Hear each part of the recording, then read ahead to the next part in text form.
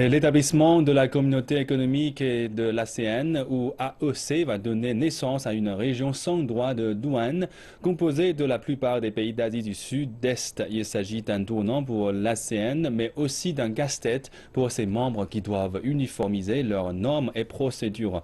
Écoutons ce qu'en dit l'un des architectes, un des fondateurs de l'AEC.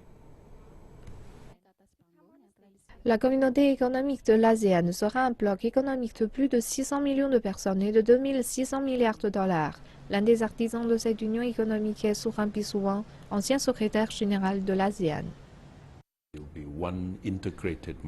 Cela va devenir un marché intégré. Il sera compétitif par rapport au reste du monde et aux économies voisines. Il sera équitable en son sein, parmi les 10 pays, ce qui est un enjeu, et il s'intégrera sans problème au système économique mondial. De nobles ambitions, mais l'Asie du Sud-Est contient des pays à la fois parmi les plus pauvres et les plus riches de la planète. Se pose alors la question de l'équité entre ses membres. Si vous regardez le Vietnam, si vous regardez le Laos, le Myanmar ou le Cambodge, leur croissance est de 6,5-7% par an.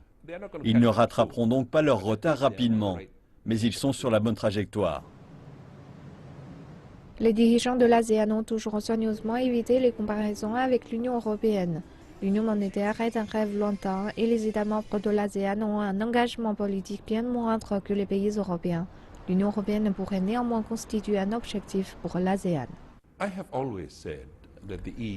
J'ai toujours dit que l'UE était notre inspiration, pas notre modèle, car le début est différent. L'UE a commencé avec des grandes économies, mais l'ASEAN est né à l'initiative de petits pays, inégaux en matière de développement économique, mais qui ont décidé que l'avenir était plus important.